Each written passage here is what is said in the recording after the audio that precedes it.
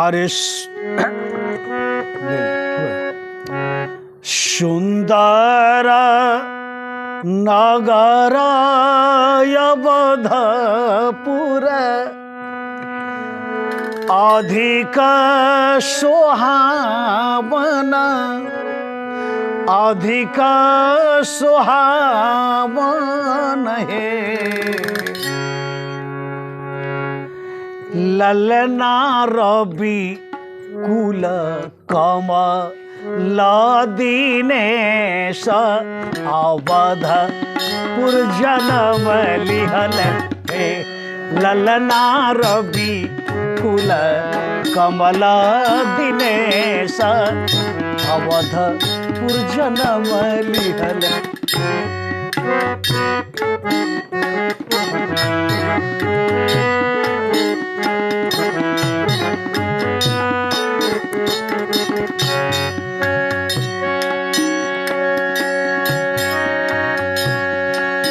सुंदर सुंदर नगर सुहाव अधिक सुहावन अधिक सुहावन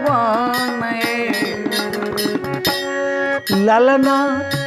रवि कुल कमल दिनेश अवधपुर जन्म लिहल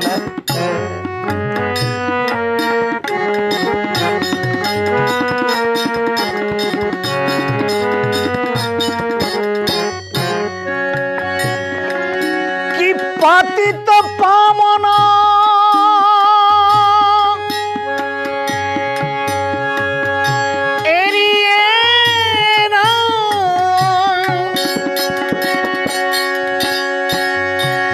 पतित पावन जन्म लिहल पतित पावन जन्म लिहल तो नगर आनंद भइले नगर आनंद भइले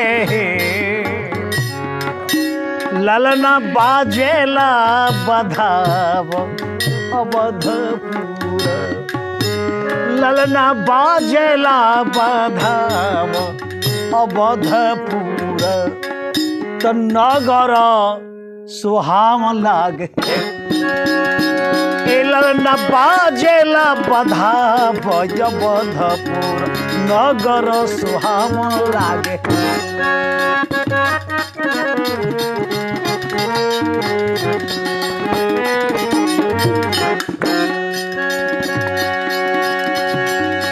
चैत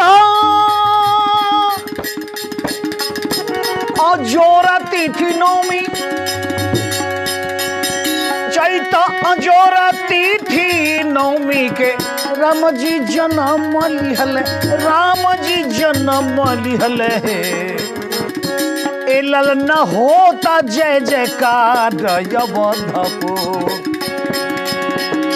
ललना होता जय जयकार अवधपुर सबका बधाई मिलल है ललना होता जय जयकार अवधपुर तो सबका बधाई मिलल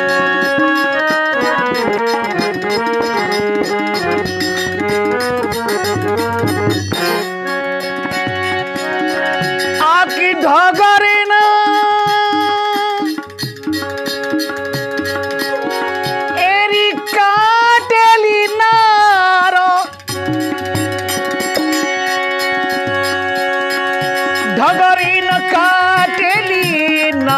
तो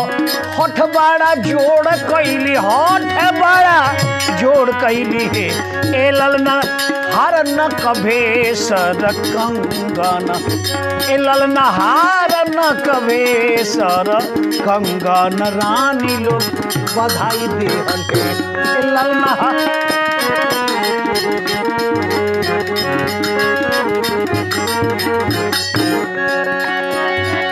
आखि शत्रुघ्न